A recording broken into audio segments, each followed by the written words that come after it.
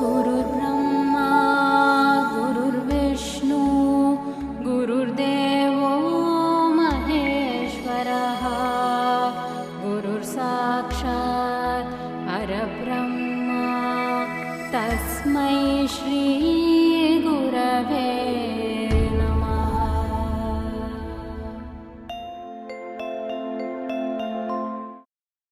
Good morning.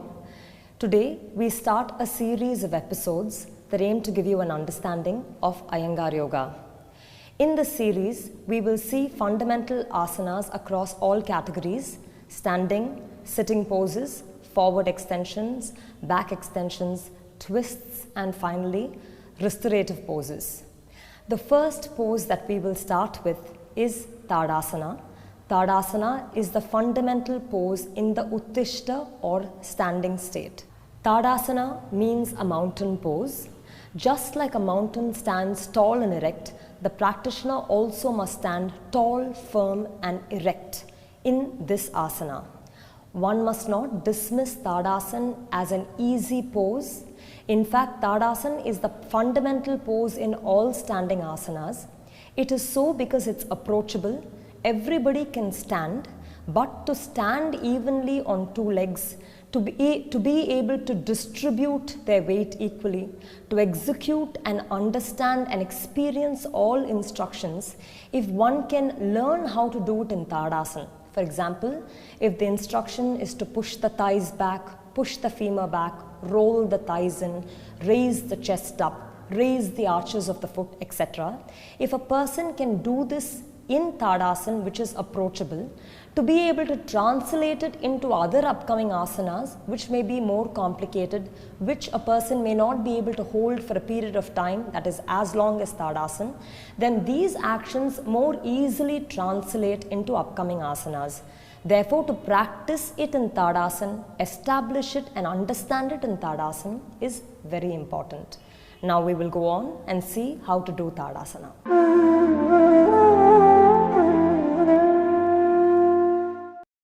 We are starting with a position where the person is standing casually, just like any normal person would. Here, we start with the feet and toes together. When the feet and toes are together, usually the tendency is to push the weight forward.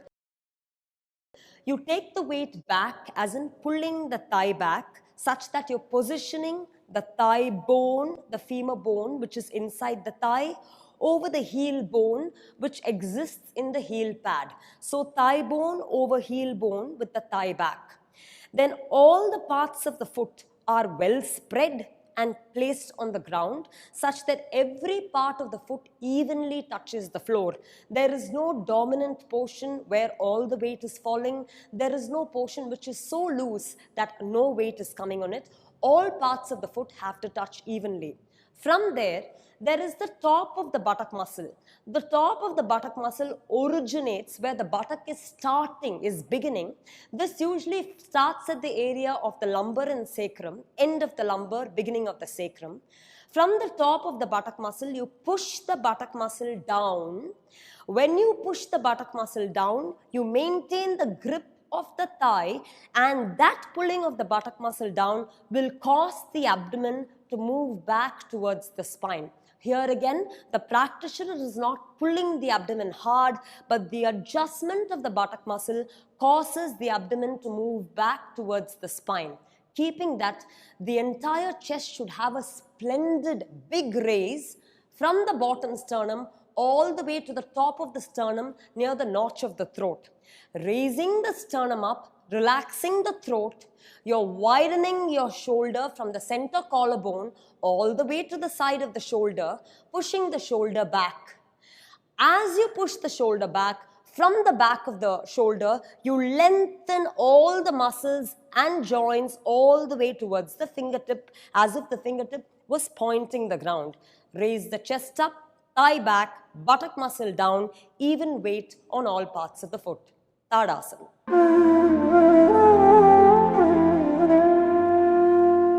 We are now moving to the next variation in Tadasana, Urdhva Hastasana. In Urdhva Hastasana, maintaining the leg, chest and shoulder position in Tadasana, feet evenly spread, thighs back, abdomen adjusted towards the spine, buttock muscle down, chest up. The practitioner takes the hand out in front of them halfway.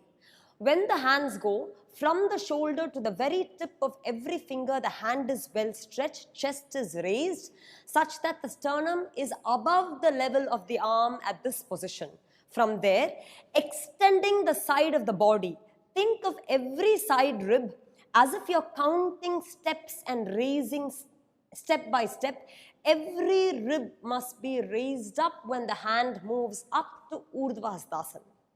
When the hand moves up to Urdhva Hastasana, the side of the body should be tall, the sternum should not sink, sternum should also be tall, throat relaxed, arm should be stretching from the outer and inner arm, elbows should be locked all the way up to the fingertip. You should have energy zipping through the sides of the body to the fingertip.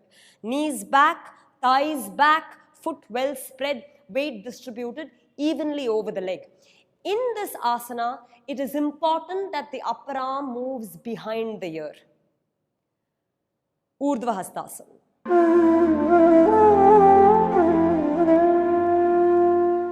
Now we are showing the second variation of Tadasana, where from Tadasana we move to Vimanasana. Before starting a variation, the original version Tadasana must be established. A person stands with their thigh back, buttock muscle rolling down, therefore abdomen attached to the spine on its own. When the buttock muscle rolls down, the abdomen has a penetrative attachment towards the spine. Keeping that, you raise the chest up, roll the shoulders back. Keeping this position with the shoulders wide, you take the hand to Vimanasana. When the hand goes to Vimanasana, it is important that just like the hand is wide, the chest also must take a wide frame.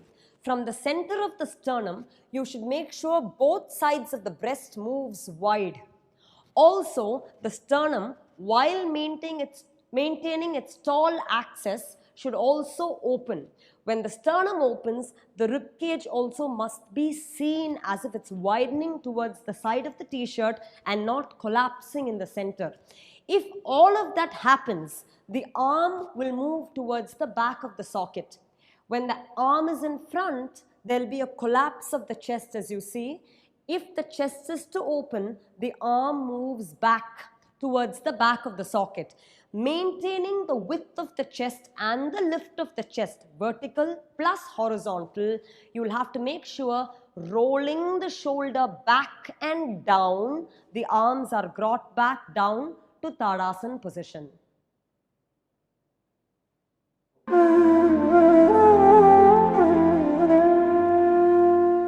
Now we are going to the third variation, Urdhva Baddanguli Asana. Baddanguli Asana, we have to lace the fingers through. For that, a person stands in Tadasana, establishing a proper Tadasana. Always the base pose from which you start is the foundation. That foundation must be strong. Standing in Tadasana, following the principles of the chest, shoulder, buttock muscle and thigh, the person extends the hand out in front.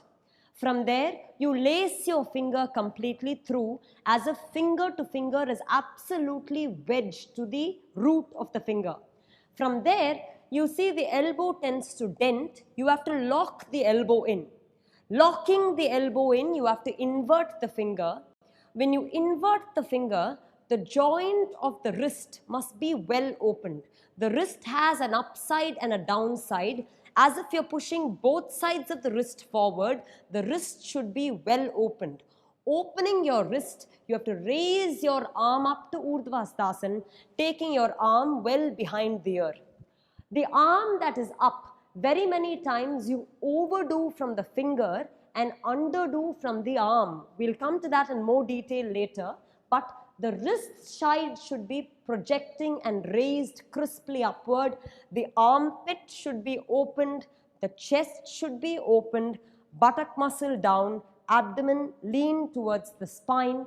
Maintaining that, you get your arm to the halfway down position and you invert it. What you have to note is, you have to know which little finger stays down. The next time you do it, you have to undo your hand, interlock such that the other little finger, for him the left was down first, now the right little finger remains down. Inverting it, you have to invert your hand, lock your elbows in and take your arm vastly up. The lift should lift the sides of the body, it should lift the center of the chest, the arm goes behind the ear and you have to lift the joint of the wrist up. The thumbs should touch as if it's connecting a circuit. You have to lift from the wrist side up. Slowly the arm comes back down to front position. You reverse the interlock. Stay in that position with the chest lifted and then release your hand down. When the hand comes down, collarbone is wide, shoulder goes back, and from the back of the arm, you have to lengthen to Tadasana.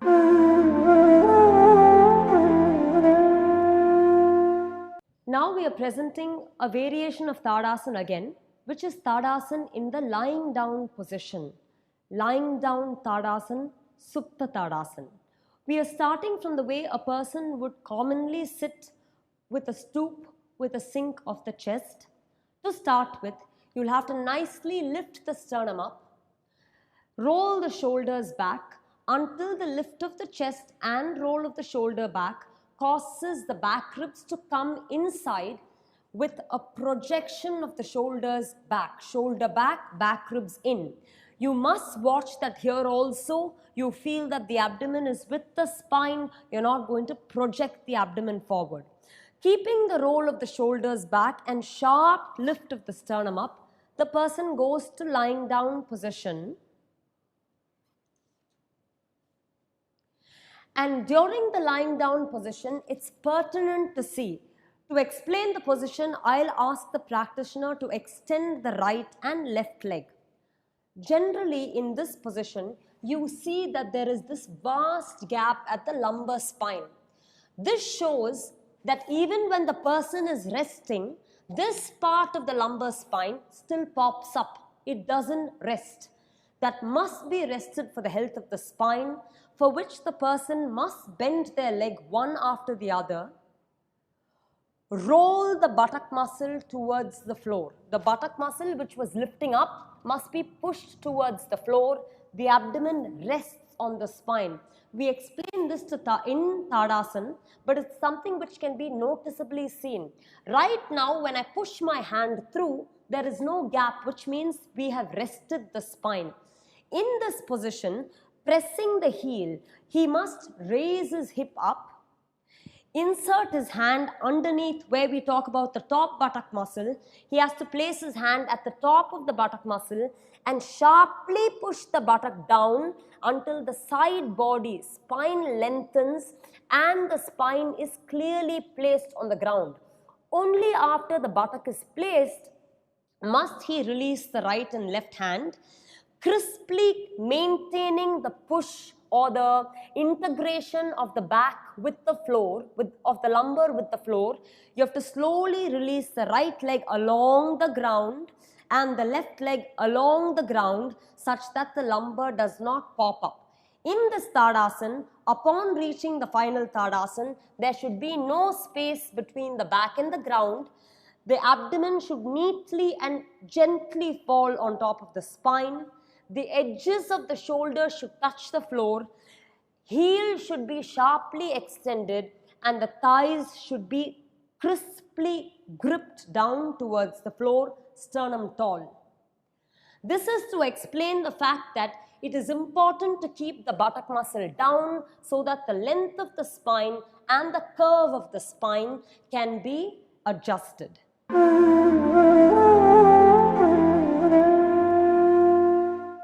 We mentioned a Supta Tadasana variation where we had to lift the buttock up and push the buttock down using our hands. But another variation is doing it against the wall using a mat. In this position, once again, we have the heel pressed against the base hinge, base joint of a wall. keeping the foot on the wall itself, but the feet have to be at ground level. The legs are hip width apart, which means as wide my hips are, so wide my feet are. Keeping that, we have to first establish a chest position, shoulder position. We raise the chest up, roll the shoulders back, further raise the bottom sternum up, and we recline in that position with the chest raised such that the shoulder touches the floor. In this position, we have to make sure that the leg is at a half full length distance from the wall. Hands will lightly hold the mats on the side. It's not a strong hold, it's a light hold. Then pushing off the wall, if I'm able to push without loosening either my shoulder or my hip, when I push myself straight, I'm in a capacity to get my thighs completely down, at the same time ensuring that my lumbar spine fully touches the ground, at the same time ensuring that the tips of my shoulder touches the ground, where I'm able to have the length of my neck, rest of my lumbar spine, traction down of my buttock muscle, and a crisp grip at the thigh. This lends a Tadasana, Supta Tadasana position even in cases when a person is not able to lift the hip and push the buttock down with their hands. Supta Tadasana traction method.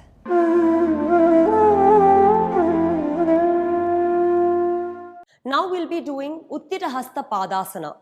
Uttirahasta Padasana is where you jump from Tadasana to move into a standing pose, which means it is a transition phase. It is a very important transition because one, it creates a lot of activity. It creates an high energy state where from Tadasana, you're jumping with your legs apart to Uttirahasta Padasana. It is a critical leading point towards any standing pose that you would do later on, be it Trikonasana, Virabhadrasana 1, Virabhadrasana 2, etc. We'll start. First, we will show how the asanas before were linked. In this position, you start from Tadasana, shoulders rolling back, thigh back, chest up, buttock release down. Then you take your hand in front of your chest in a bent position. In this position, your elbows are slightly up because the upping of the elbows raises the side of the body. From the elbow up position, you take your hand straight up to the Urdhva Hastasana position and then spread your hand side in Vimanasana. Here, your hands go down after that. Here, with the hands in front position, the side body is raised. Hands in front, side body is raised. In the position, when you take your hands up to Urdhva Hastasana, the vertical raise further continues. Then when you take your hand in Vimanasana, the horizontal spreading happens, which means the spine is completely prepared, firm and active for an upcoming standing position. We will start. Take your hands down. Keeping your hands in front of the chest, you have to jump, spread the legs 4 feet apart in Uttirahasta Padasana. When you land, the distance between the two legs should be ideal for a standing pose that you're moving into. The legs are approximately 4 feet apart. Outer edges of the foot should be firmly pressed. Knees and thighs should be back. Back ribs should be engaged. Chest should be up. And the hands are at shoulder level, spreading in Vimanasana.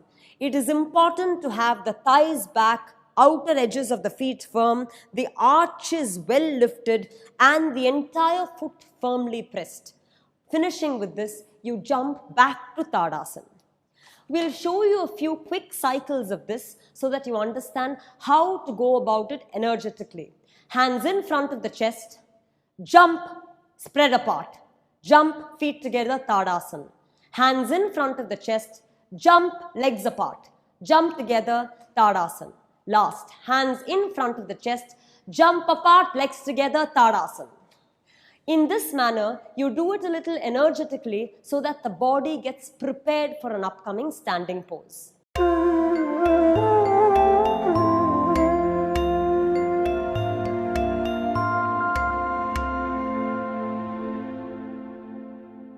We just mentioned in Uttirahasta Padasana that the hands will be in front of the chest and then you jump and open your legs apart.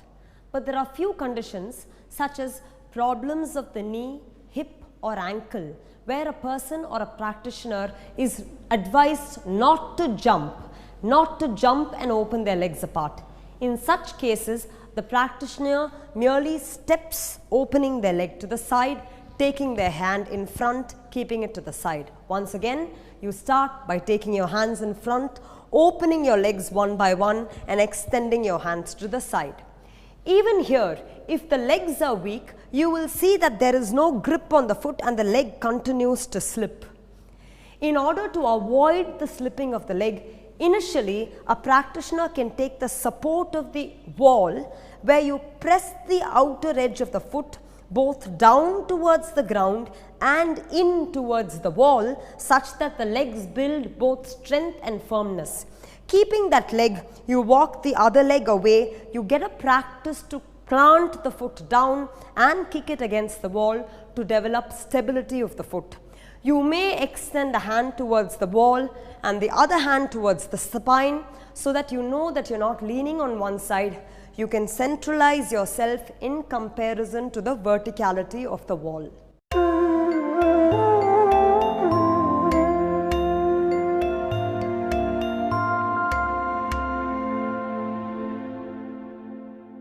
We now saw how to do Tadasana as well as saw 3 of its variations. Right at the onset, Tadasana teaches you how to stand. Though all of us spend so much time standing on an everyday basis, rarely do we pay attention as to how we stand. Many a time, one leg is bent, weight is falling on one leg entirely, there may be a protrusion of the abdomen, a strain on the lower back, and we just continue this way. But because we spend so much time standing, it's only correct to learn how to stand properly. Tadasana teaches you just that. How do we stand in a manner that is healthy and well aligned? And therefore this cannot be dismissed. It is a very foundational principle that leads to the practice of all upcoming poses. If you're able to do the principles in Tadasana properly, it can seamlessly transfer to the other poses and hence Tadasana becomes very important. In the classical pose itself, it teaches you how to use both legs properly in the muscles as well as joints, also to keep how the entire length of the spine well stretched, well aligned and lifted. The 3 variations that we saw, Vimanasana, Baddhangulyasana and Urdhva Hastasana. Urdhva Hastasana teaches you how to stretch the entire length of the spine. Baddhangulyasana, it also teaches you how to stretch the length of the spine laterally.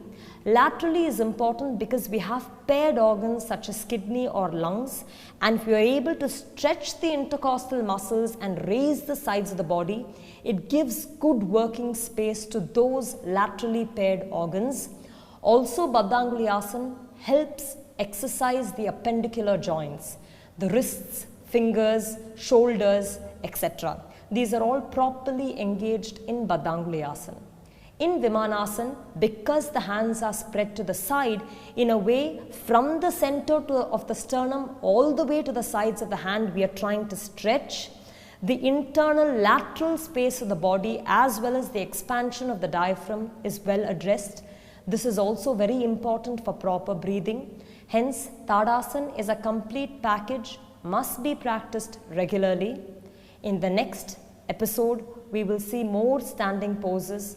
Until then, happy practicing.